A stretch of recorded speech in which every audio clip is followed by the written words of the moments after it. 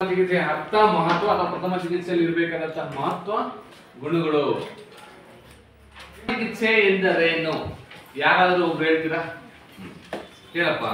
ಪ್ರಥಮ ಚಿಕಿತ್ಸೆ ಒಬ್ಬ ವಿದ್ಯಾರ್ಥಿ ಅಥವಾ ವ್ಯಕ್ತಿ ಅಪಘಾತಕ್ಕೆ ಒಳಗಾದ ಸಂದರ್ಭದಲ್ಲಿ ಆ ಸ್ಥಳದಲ್ಲಿ ದೊರೆಯುವ ಉಪಕರಣಗಳನ್ನು ಉಪಯೋಗಿಸಿಕೊಂಡು ವೈದ್ಯರು ಬರೋದಕ್ಕಿಂತ ಮುಂಚೆ ತಾತ್ಕಾಲಿಕ ಚಿಕಿತ್ಸೆ ಪ್ರಥಮ ಚಿಕಿತ್ಸೆ. ವೈದ್ಯರು ಬರೋದಕ್ಕಿಂತ ಮುಂಚಿತವಾಗಿ ನೀಡತಕ್ಕಂಥ ತಾತ್ಕಾಲಿಕ ಚಿಕಿತ್ಸೆ ಚಪ್ಪಾಳೆ. ಯಾರು? ಯಶವಂತ ಹೇಳಪ್ಪ. ಪ್ರಥಮ ಚಿಕಿತ್ಸೆ ಎಂದರೇನು? ಒಬ್ಬ ವಿದ್ಯಾರ್ಥಿ ಅಪಘಾತಕ್ಕೆ ಒಳಗಾದಾಗ ಆ ಸಂದರ್ಭದಲ್ಲಿ ದೊರಕುವ ಉಪಕರಣಗಳನ್ನು ಉಪಯೋಗಿಸಿಕೊಂಡು ನೀಡುವ ತಾತ್ಕಾಲಿಕ ಚಿಕಿತ್ಸೆ ಪ್ರಥಮ ಚಿಕಿತ್ಸೆ. Very good. ಅವನೊಂದು ಚಪ್ಪಾಳೆ. ಪ್ರಥಮ ಚಿಕಿತ್ಸೆ ಅಂದ್ರೆ ಈಗ ಇಬ್ರು ಹೇಳಿರ್ತಕ್ಕಂಥದ್ದು ಸರಿಯಾದ ಉತ್ತರ. ನಾನು ಕಳೆದ ಒಂದು 8ನೇ ತರಗತಿಯಲ್ಲಿದ್ದಾಗ ಪ್ರಥಮ ಚಿಕಿತ್ಸೆ ಅಂದ್ರೆ ಅಂತ ಬರ್ಸಿದ್ದೀನಿ ನಿಮಗೆ ವ್ಯಾಖ್ಯಾನ, ಹೌದಲ್ಲ? ಪ್ರಥಮ ಚಿಕಿತ್ಸೆ ಅಂದ್ರೆ ಒಬ್ಬ ಕ್ರೀಡಾಪಟು ಅಥವಾ ಒಬ್ಬ ವ್ಯಕ್ತಿ ಅಪಘಾತಕ್ಕೆ ಒಳಗಾದಂತಹ ಸಂದರ್ಭದಲ್ಲಿ ಆ ಕ್ಷಣದಲ್ಲಿ ದೊರೆತಕ್ಕಂತಹ ಉಪಕರಣ ಅಥವಾ ವಸ್ತುಗಳ ಸಹಾಯದಿಂದ ಆ ವ್ಯಕ್ತಿಯ ಜೀವವನ್ನು ರಕ್ಷಣೆ ಮಾಡತಕ್ಕಂಥದ್ದು ಅಥವಾ ವೈದ್ಯರು ಬರುವುದಕ್ಕಿಂತ ಮುಂಚಿತವಾಗಿ ನೀಡತಕ್ಕಂಥ ಒಂದು ತಾತ್ಕಾಲಿಕ ಚಿಕಿತ್ಸೆ ನಾವು ಏನಂತ ಕರಿತೀವಿ? ಪ್ರಥಮ ಚಿಕಿತ್ಸೆ. ಹಾಗಾಗಿ ಈ ಪ್ರಥಮ ಚಿಕಿತ್ಸೆಯಲ್ಲಿ ಇರಬೇಕಾದಂತಹ ಉಪಕರಣಗಳನ್ನ ಪಟ್ಟಿ ಮಾಡಿ ಅಂತ ಹೇಳಿದ್ರು ನಿಮಗೆ, ಹೌದಾ? ಏನೇನಿರ್ತದೆ ಫಸ್ಟ್ ಏಡ್ ಬಾಕ್ಸ್ ಅಲ್ಲಿ? ಈ ನೀವು ಮ್ಯಾಚ್ ಅಲ್ಲಿ ಆಡ್ತಾ ಇರ್ತಾರಪ್ಪ, ಗ್ರೌಂಡ್ ಅಲ್ಲಿ ಆಟ ಆಡ್ತಿರ್ತೀರ.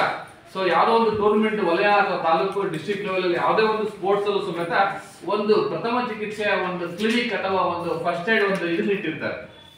ಅದು ಶಾಮಿಯಾನ ಹಾಕ್ಬಿಟ್ಟು ಒಂದು ವೈದ್ಯಾಧಿಕಾರಿಗಳಲ್ಲಿ ಶುಶ್ರೂಷಕರು ಅಥವಾ ಡ್ರೆಸ್ಸಿಂಗ್ ಮಾಡ್ತಕ್ಕಂಥದ್ದು ಒಬ್ಬ ಬ್ರದರ್ಸ್ ಒಬ್ರು ಸಿಸ್ಟರ್ ಅಲ್ಲಿ ಇರ್ತಾರೆ, ಎಲ್ಲ ಕಿಟ್ ಇಟ್ಕೊಂಡು.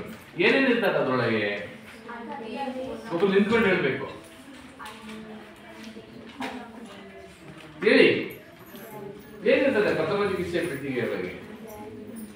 ಹೇಳಿ, ಕರೆಕ್ಟ್ ಹೇಳಿ. ಹೇಳ್ತಿದ್ರ? ಬ್ಯಾಂಡೇಜ್ ಇರ್ತದೆ, ಆಮೇಲೆ ಆಯಿಂಟ್ಮೆಂಟ್ ಇರ್ತದೆ, ಆಮೇಲೆ ಸಿಸರ್ ಕತ್ತರಿ ಇರ್ತದೆ, ಆಮೇಲೆ ಕಾಟನ್ ಹತ್ತಿ, ಆಮೇಲೆ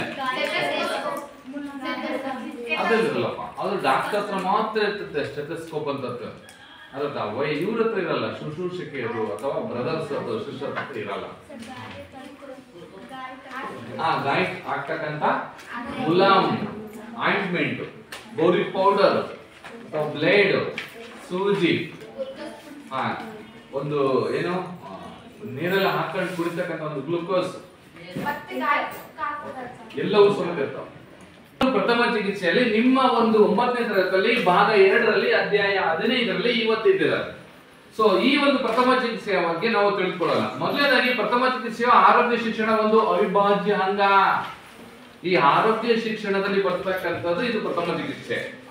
ಇದನ್ನ ಭಾಗವಾಗಿ ಇಟ್ಕೊಂಡ್ಬಿಟ್ಟು ಈ ಒಂದು ಅಧ್ಯಾಯದಲ್ಲಿ ವಿವಿಧ ಸಂದರ್ಭದಲ್ಲಿ ಅನುಸಾರವಾಗಿ ಮಾಡಬಹುದಂತಹ ಪ್ರಥಮ ಚಿಕಿತ್ಸೆಯ ಸಂಬಂಧಿಸಿದ ವಿಷಯಗಳನ್ನು ನಾವು ಇವತ್ತು ತಿಳ್ಕೊಳ್ಳೋಣ.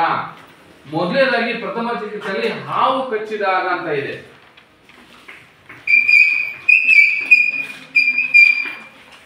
ಹಾವು ಕಚ್ಚಿದಾಗ ಮಕ್ಕಳ ನೋಡಿರ್ಬೇಕು ನೀವು, ಹೌದಾ? ಅಪಘಾತಕ್ಕೆ ಸಂಭವಿಸಿದಾಗ ಡಾಕ್ಟರ್ ಬಳಿ ಹೋಗುವುದಕ್ಕಿಂತ ಮುಂಚೆ ಆಯಾ ಸ್ಥಳದಲ್ಲೇ ಪಡೆತಕ್ಕಂತ ಒಂದು ಚಿಕಿತ್ಸೆಯನ್ನು ಪ್ರಥಮ ಚಿಕಿತ್ಸೆ ಅಂತ ತಿಳ್ಕೊಂಡ್ರಿ. ಸೊ ಈ ಒಂದು ಪ್ರಥಮ ಚಿಕಿತ್ಸೆನ ಮಹತ್ವ, ಅರ್ಥ, ಮಹತ್ವ, ಒಂದು ವ್ಯಾಖ್ಯಾನವನ್ನ ಹಿಂದಿನ ತರಗತಿಯಲ್ಲಿ ತಿಳ್ಕೊಂಡಿದ್ದಾರೆ. ಈಗ ಹಾವು ಕಚ್ಚಿದಾಗ ಪ್ರಥಮ ಚಿಕಿತ್ಸೆ ಹೇಗ್ ಮಾಡಬೇಕು ಅಂತಕ್ಕಂಥದ್ದನ್ನ ತಿಳಿಯೋದ್ರೆ, ಮೊದಲನೇದಾಗಿ ಕಡಿತದ ಬಗ್ಗೆ ಅರಿವಿರಬೇಕು. ಕಡಿತದ ಅಂತಂದ್ರೆ ಹಾವೇ ಕಡಿದಿದೆ, ಹೌದಾ? ಆ ಹಾವು ಯಾವುದು ಅಂತಕ್ಕಂಥದ್ದು ಈ ಒಂದು ಅಧ್ಯಾಯದಲ್ಲಿ ನಾವು ತಿಳ್ಕೊಂತೀವಿ. ನೋಡಿ, ಹಾವು ಒಂದು ಸರೀಸೃಪ. ಹಾವು ಒಂದು ಸರೀಸೃಪ ಅಂದ್ರೇನು? ಅಲ್ಲ, ಸರೀಸೃಪ ಅಂದ್ರೇನು? ಹಾವು ಸರೀಸೃಪ ಅಂತ ಅಂದ್ರೆ ಅದೊಂದು ನೀರಲ್ಲಿ ಇರ್ತತೆ, ಭೂಮಿಯಲ್ಲಿ ಇರ್ತತೆ, ಮರದಲ್ಲಿ ಇರ್ತತೆ, ರಂಬೆ ಕೊಂಬೆಯಲ್ಲೂ ಸಮೇತ ಇರ್ತದೆ. ಎಲ್ಲಾ ಜಲಚರ ಪ್ರಾಣಿಯಲ್ಲಿ ಅಂತಕ್ಕಂಥದ್ದೊಂದು ಸರೀಸೃಪ ಪ್ರಾಣಿ. ಯಾವುದು? ಹಾವು. ಹಾಗಾಗಿ ಇದೊಂದು ಹಾವು ಒಂದು ಸರೀಸೃಪ ಪ್ರಾಣಿ. ಇವುಗಳಲ್ಲಿ ಅನೇಕ ಜಾತಿಯ ಹಾವುಗಳಿವೆ, ನೋಡಿರ್ಬೇಕು ನೀವು. ಸ್ನ್ಯಾಕ್ಸ್, ಟೈಪ್ಸ್ ಆಫ್ ಸ್ನ್ಯಾಕ್ಸ್, ಅನೇಕ ಜಾತಿಯ ಹಾವುಗಳಿವೆ. ಇವುಗಳಲ್ಲಿ ಕೆಲವು ಪ್ರಕಾರದ ಹಾವುಗಳು ಕಚ್ಚಿದಾಗ ಅದರ ವಿಷದಿಂದ ಮನುಷ್ಯ ಸಾಯಬಹುದು. ಆ ಸಾವಿನಿಂದ ತಪ್ಪಿಸಿಕೊಳ್ಳುವ ವಿಧಾನ ಮೊದಲಿಗೆ ಕಚ್ಚಿಸಿಕೊಂಡವನಿಗೆ ಅಭಯವನ್ನ ನೀಡಿ ಕಚ್ಚಿದ ಹಲ್ಲುಗಳು ಯಾವ ರೀತಿ ಗಾಯ ಮಾಡಿವೆ, ಯಾವ ಭಾಗಕ್ಕೆ ಕಚ್ಚಿದೆ ಎಂಬುದನ್ನು ಗಮನಿಸಿ ಕಚ್ಚಿದ ಭಾಗದಿಂದ ಹೃದಯ ಭಾಗದೆಡೆಗೆ ಅಭಿದ ಮನಿಗಳಲ್ಲಿ ರಕ್ತ ಪರಿಚಲಿಸದಂತೆ ಬಿಗಿಯಾಗಿ ಒತ್ತು ಪಟ್ಟಿಯನ್ನ ಕಟ್ಟಬೇಕು. ಅಭಿದ ಮನಿಗಳು ಅಂತಂದ್ರೆ ನಮ್ಮ ಹೃದಯದಿಂದ ದೇಹಕ್ಕೆ ಕೊಂಡೊಯ್ತಕ್ಕಂತಹ ರಕ್ತನಾಳಗಳನ್ನು ನಾವು ಅಭಿದ ಮನಿಗಳು ಅಂತ ಕರಿತೀವಿ. ಹೃದಯದಿಂದ ಕವಾಟಗಳು, ಹೃದಯ ಕವಾಟ ಇದಾವ ತಾನೆ? ಆ ಹೃದಯದಿಂದ ದೇಹಕ್ಕೆ ಮೆದುಳಿಗೆ ಕೊಂಡೊಯ್ತಕ್ಕಂಥ ರಕ್ತನಾಳಗಳನ್ನ ನಾವು ಅಭಿದ ಮನಿಗಳು ಅಂತ ಕರಿತೀವಿ. ಹಾಗಾದ್ರೆ ಹೃದಯದಲ್ಲಿ ದೇಹದಿಂದ ಅಥವಾ ಮೆದುಳಿಂದ ಹೃದಯಕ್ಕೆ ಕೊಂಡೊಯ್ತಕ್ಕಂಥ ರಕ್ತನಾಳಗಳು ಅವನೆಂತ ಕರಿತೀವಿ? ಇವನು ಅಭಿದ ಮನಿ, ಅವು ಅಪದ ಮನಿಗಳು.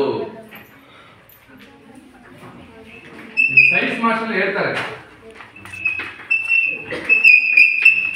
ಅಭಿದ ಮನಿಗಳು ಮತ್ತು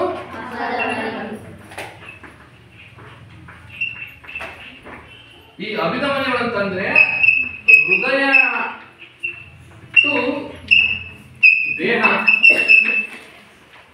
ಅಥವಾ ದೇಹ ಅಥವಾ ಮೆದುಳು ಎಲ್ಲದೂ ಬ್ರೈನ್ ಎಲ್ಲದೂ ಹೋಗುತ್ತಿದ್ದು ಯಾವುದು? ಅಭಿದ ಮನಿಗಳು. ಅದೇ ಅಪದ ಮನಿಗಳು ದೇಹದಿಂದ ಎಲ್ಲಾ ದೇಹದ ಭಾಗಗಳಿಂದ ಅಟ್ಟು ಎಲ್ಲಿಗೆ ಹೋಗ್ತದೆ? ಹೃದಯಕ್ಕೆ ಹೋಗ್ತಕ್ಕಂಥ ನಾಳಗಳು, ಕವಾಟಗಳು ಇದಾವತ್ತಾನೆ ಹೃದಯದಲ್ಲಿ. ಅವನ್ನ ನಾವು ಅಪದ ಮನಿಗಳು ಅಂತ ಕರಿತೀವಿ, ಅಭಿದ ಮನಿಗಳು. ಸೊ ಹೀಗೆ ಅಲ್ಲೇನಾಗ್ತದ ನೋಡಿ, ಇವುಗಳಲ್ಲಿ ಅನೇಕ ಜಾತಿಯ ಹಾವುಗಳಿವೆ, ನೋಡಿರ್ಬೇಕು ನೀವು. ಹಾವು ಒಂದು ಸರೀಸೃಪ, ನೀರಲ್ಲಿರ್ತತೆ, ಭೂಮಿ ಮೇಲಿರ್ತತೆ, ಭೂಮಿ ಒಳಗಿರ್ತತೆ, ಮರದಲ್ಲಿರ್ತವೆ. ಸೊ ಅನೇಕ ಜಾತಿಯ ಹಾವುಗಳಿದಾವೆ. ಹಸಿರು ಹಾವಿದೆ, ಕಾಳಿಂಗ ಸರ್ಪ ಇದೆ, ಗ್ಯಾರೆ ಹಾವು ಇದೆ, ನಾಗರಾವಿದೆ, ಎರಡು ತಲೆ ಹಾವು ಇದಾವೆ, ಹೆಬ್ಬಾವಿದೆ, ಗೆರೆ ಹಾವು ಇದೆ, ಬ್ಲಾಕ್ ಕೋಬ್ರಾ, ಅದೇ ಕಾಳಿಂಗ ಸರ್ಪ. ಇವೆಲ್ಲವೂ ಸಮೇತ ನಾನು ಕನ್ನಡದಲ್ಲಿ ಹೇಳ್ತೇನೆ, ನೀನು ಇಂಗ್ಲಿಷ್ ಅಲ್ಲಿ ಹೇಳ್ತೇನೆ. ಓಕೆ, ಇರ್ಲಿ, ಅಡ್ಜಸ್ಟ್ ಮಾಡ್ಕೊಳ್ಳೋಣ.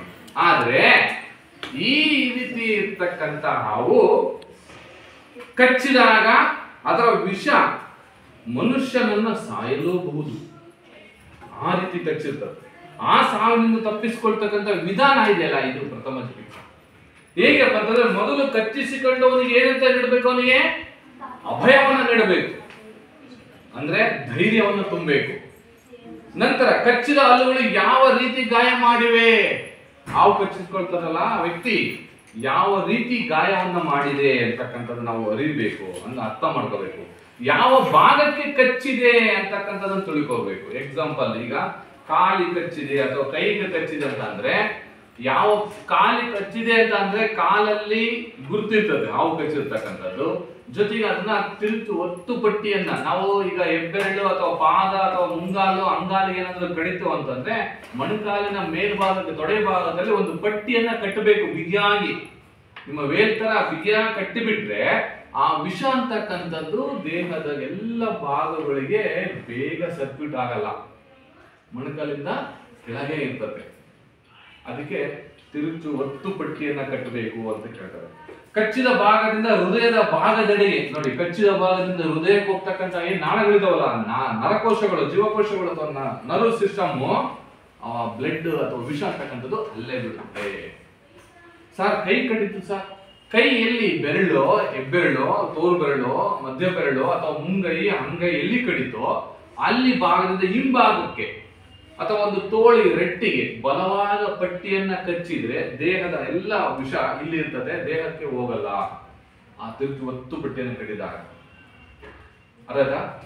ಯಾಕೆ ಹೃದಯಕ್ಕೆ ಯಾಕೆ ಹೋಗ್ಬಾರ್ದು, ಮೆದುಳಿಗೆ ಯಾಕೆ ಹೋಗ್ಬಾರ್ದಪ್ಪ ಅಂತಂದ್ರೆ ಜೀವವನ್ನ ಆ ವ್ಯಕ್ತಿಯನ್ನ ಬದುಕಿಸಲಿಕ್ಕೆ ಇದನ್ನ ನಾವು ಕಟ್ಟಬೇಕಾಗುತ್ತೆ.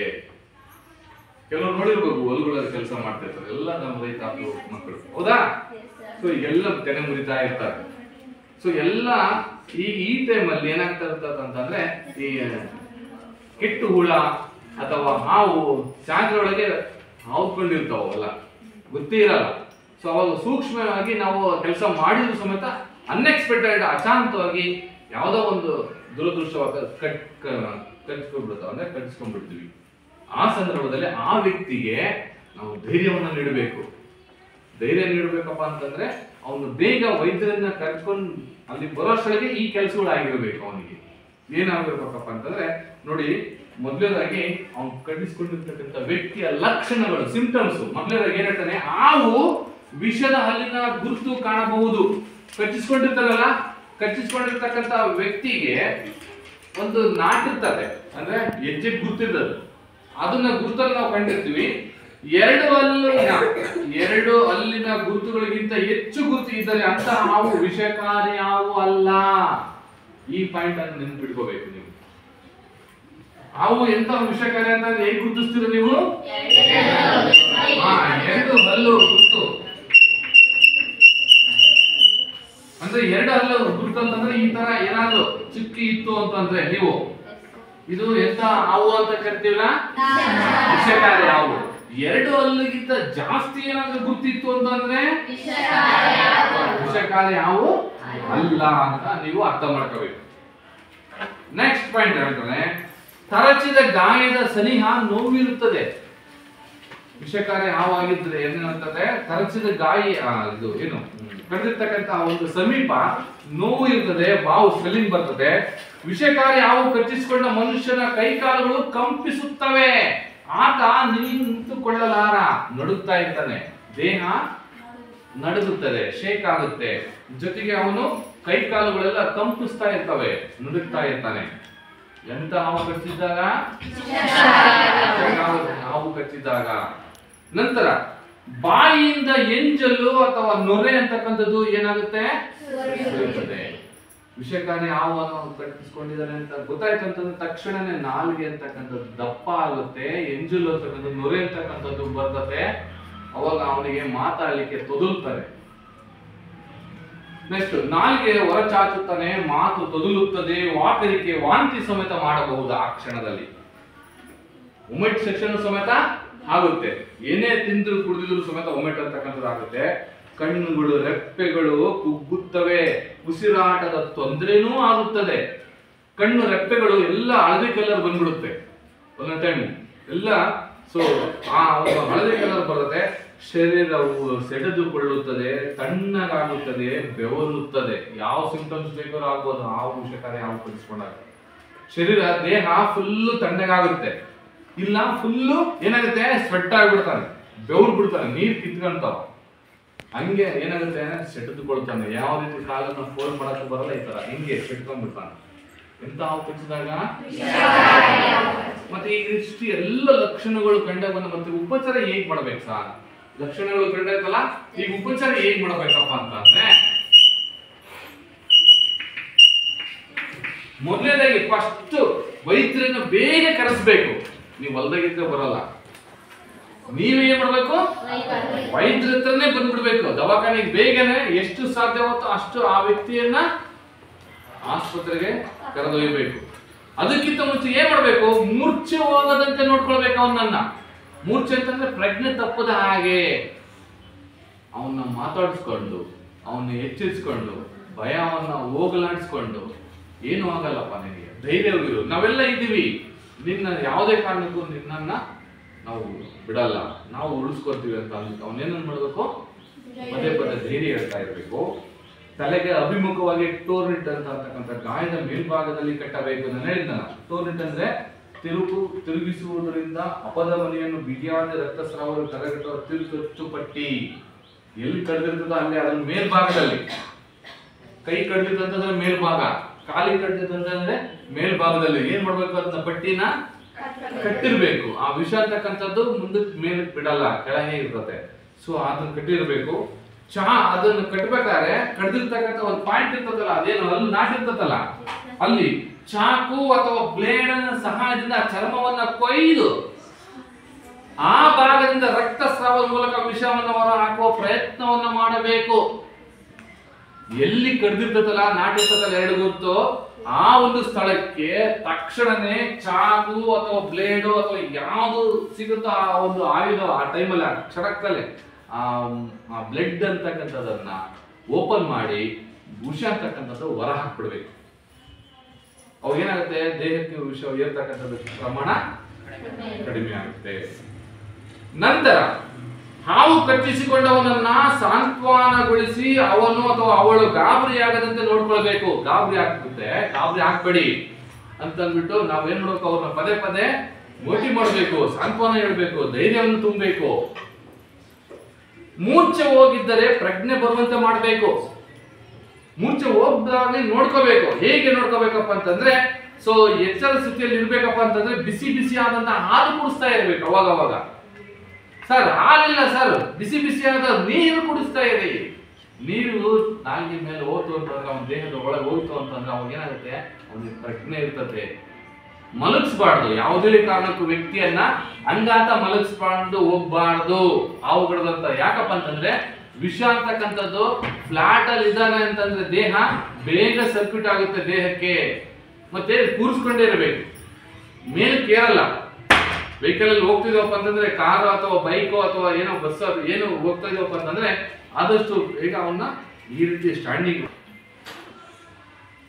ಓಕೆ, ಮೂರ್ಛೆ ಹೋಗದಂತೆ ಬಿಸಿಯಾದ ಒಂದು ಪಾನೀಯ ಚಹಾ ಕಾಫಿಯನ್ನ ಕೊಟ್ಬಿಟ್ಟು ಅವನಿಗೆ ಏನ್ ಮಾಡ್ಬೇಕು, ಎಚ್ಚರಿಕೆ ಸ್ಥಿತಿಯಲ್ಲಿ ಅವನನ್ನ ಹಾವು ಕಡಿದಿರ್ತಕ್ಕಂತಹ ವ್ಯಕ್ತಿಯನ್ನ ನಾವು ಬದುಕಿಸ್ಲಿಕ್ಕೆ ವೈದ್ಯರ ಕೊಂಡೊಯ್ಯಕ್ಕಿಂತ ಮುಂಚಿತವಾಗಿ ನಾವು ಅವನನ್ನ ಉಳಿಸ್ಕೋಬೇಕು. ಅವನಿಗೆ ಸಾಂತ್ವನ ಹೇಳಬೇಕು. ಚಹಾ ಅಥವಾ ಕಾಫಿ ಅಥವಾ ಬಿಸಿ ನೀರು ಪಾನೀಯಗಳನ್ನು ಕುಡಿಯೋದ್ರ ಮುಖಾಂತರ ಅವನನ್ನ ರಕ್ಷಣೆ ಮಾಡಬೇಕು. ಇಷ್ಟು ಹಾವು ಕಚ್ಚಿದಂತಹ ವ್ಯಕ್ತಿಯ ಲಕ್ಷಣಗಳು ಮತ್ತು ಉಪಚಾರ. ಅರ್ಥ ಆಯ್ತಾನಪ್ಪ? ಅರ್ಥ ಆಯ್ತಾ?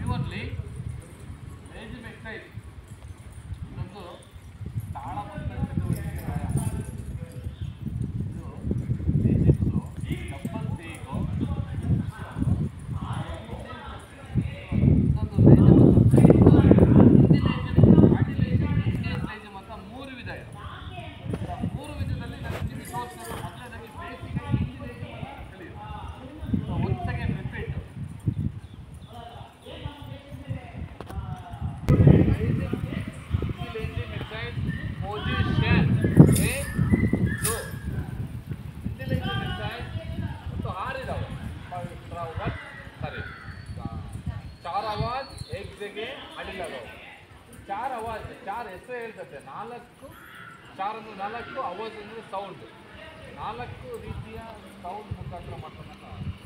ಹಾಗೆ ಏಕ್ ಜಗೆ ಅಡಿ ಲಗಾವ್ ಫಾರ್ ನೀವಂತೆ ನಿಮ್ಮ ಹತ್ರ ನೋಡ್ಕೊಳ್ಳಿ ಎಲ್ಲರೂ. ಶುರು ಫಾರ್ 1 2 3 4 5 6 7 8 8 7 6 5 4 3 and 10 1 2 3 4 5 6 7 8 8 7 6 5 4 3 and 10 1 2 3 4 5 6 7 8 8 7 6 5 4 3 plus 5. ಇದು ಈ ರೀತಿ ಮೂರು ರೀತಿಯ ವ್ಯಾಯಾಮ. ಸೊ ಮುಂದುವರೆದು ಪವಿತ್ರ ಪೊಸಿಷನ್ ಅಂತಿದೆ. ಹೇಗಿದೆ ಅಂತಂದರೆ ಪವಿತ್ರ ಪೊಸಿಷನ್. ಸೊ ಹೇ ಗೋ ನಾವೇನು ಮಾಡ್ತೀವಿ ಹಿಂದಿ ಲೇಜಿಮಲ್ಲಿ ಹೇ ಗೋ ಅಂತ ಮಾಡ್ತೀವಲ್ಲ. ಸೊ ಪವಿತ್ರ ಎಕ್ಸಸೈಜಲ್ಲಿ ಸೊ ಹೇ ಗೋ ಹಿಂದೆ ಕಾಲು ಹೋಗಬೇಕು. ಪವಿತ್ರ ಒನ್ ಎಕ್ಸಸೈಜ್ ಒಂದ್ಸರಿ ತೋರಿಸ್ತೀನಿ, ಆ ನಂತರ ಎಕ್ಸ್ಪ್ಲೇನ್ ಮಾಡ್ತೀನಿ. 1 2 3 4 5 6 7 8 8 7 6 5 4 3 and 10 1 2 3 4 5 6 7 8 8 7 6 5 4 3 and 10 1 2 3 4 5 6 7 8 8 7 6 5 4 3 ವಿಷಯದಲ್ಲಿ ಇವತ್ತು ಕಲಿತೀರಲ್ಲ?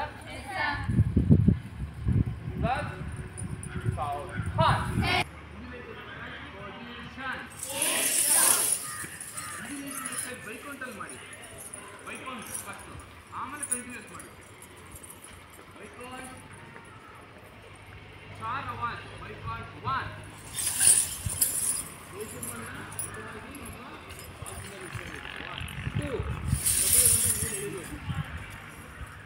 ತ್ರೀಗೆ ನಿಮ್ಮ ಬಲಗೈ ಮೇಲೆ ಮರದ ದಂಡ ಬರಬೇಕು. ಕೈ ಮೇಲೆ ಎಲ್ಬೋ ಆಗಿರ್ಬೇಕು, ಹಿಂಗೆ ಸ್ಟ್ರೈಟ್ ಇರಬೇಕು. ಬಲಗೈನ ಸ್ಟ್ರೈಟ್ ಇರಬೇಕು, ಬಲಗೈ ಮೇಲೆ ಬರಬೇಕು.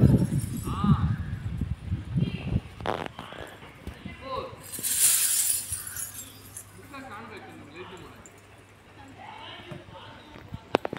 ಇದೇ ಥರ 16 ಕೌಂಟಿಂಗ್ ಮಾಡಬೇಕು ನಿಧಾನವಾಗಿ. Once again, 5, 6,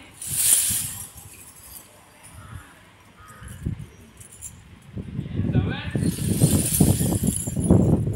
8,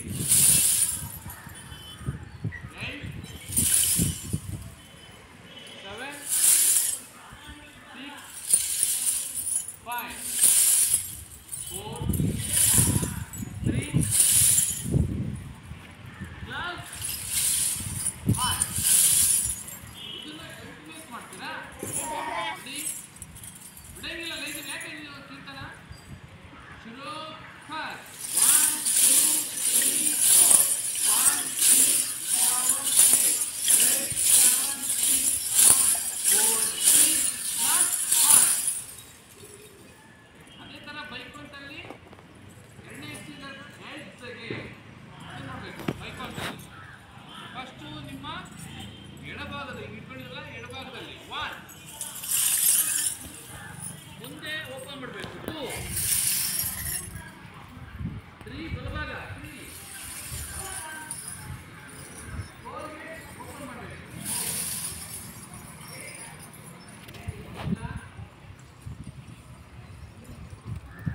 5 6 ಮುಂದೆ ಓಪನ್ ಮಾಡಬೇಕು. 7 ಎಡಕ್ಕೆ, 8,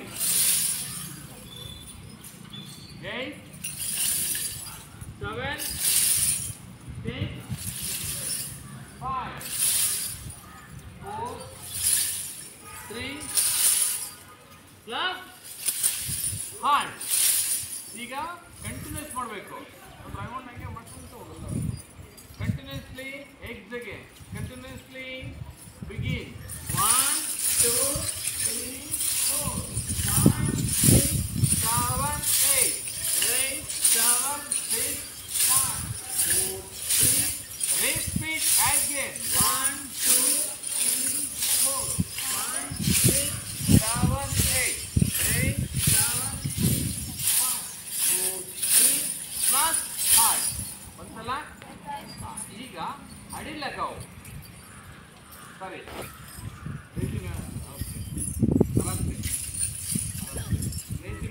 Stand easy, stand easy. Okay. Position, 8, go. Easy में stand. Number 3, अड़ी लगाओ. और भी बंदे. शुरू. 1, 2, 3, 4, 5, 6, 7, 8, 7, 6, 5, 4, 3, plus 5.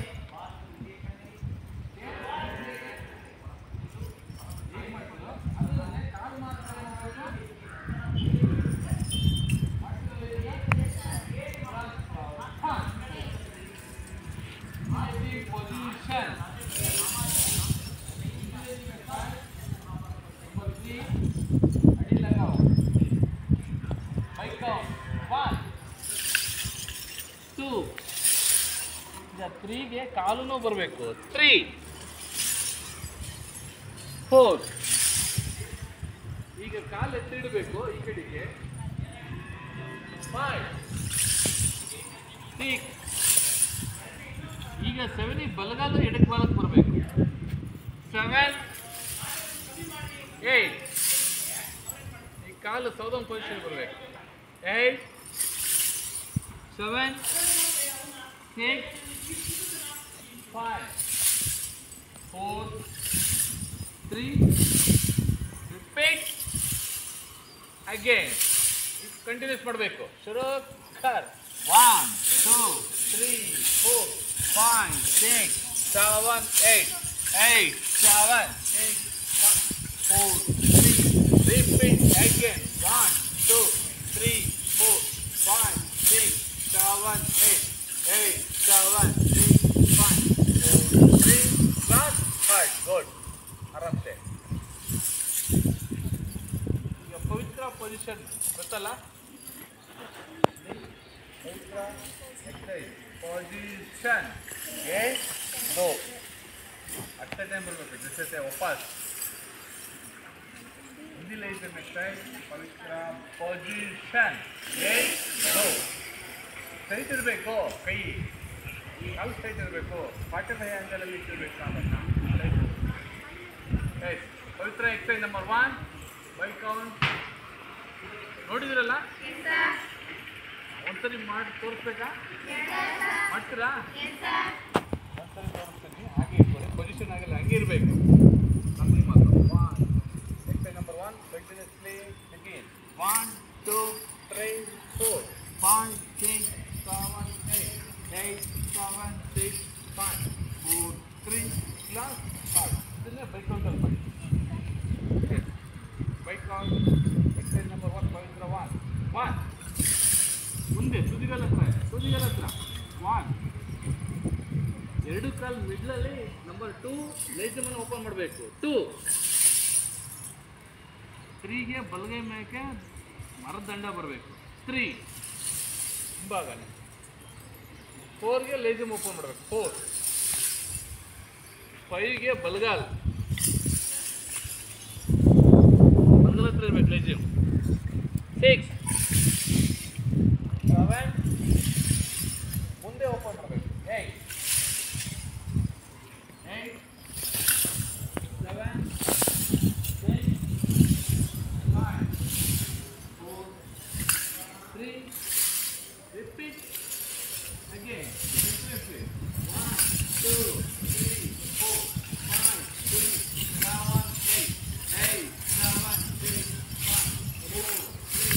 Repeat again. 1, 2, 3, 4, 5, 6, 7, 8. 8, 7, 6, 5, 4, 3. Last 5. Number 2. Position.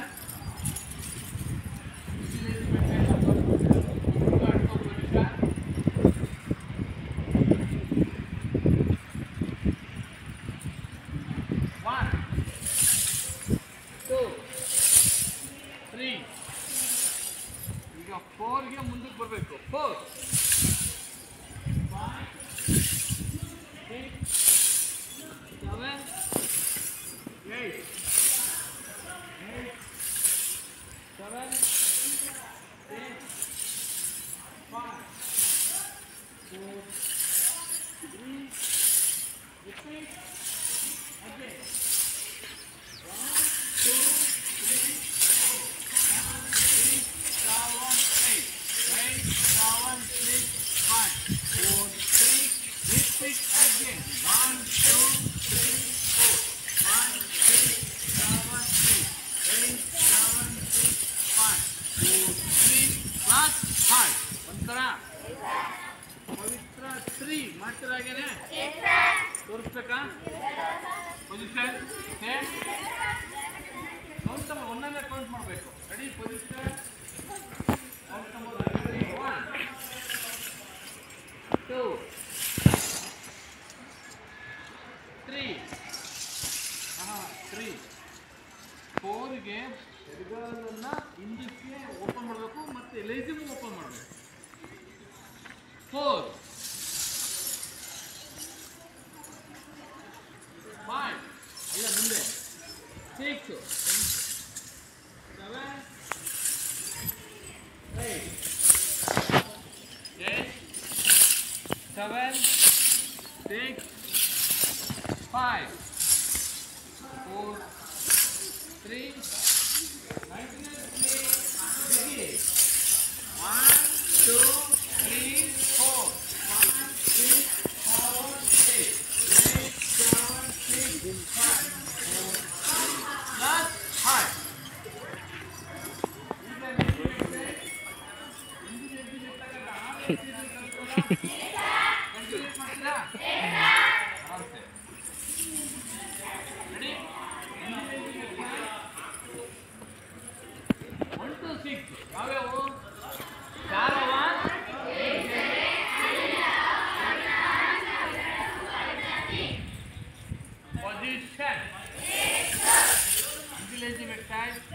Number 1, Jarawan, एक जगह, लगाओ, पवित्रा 1, पवित्रा 2, पवित्रा 3.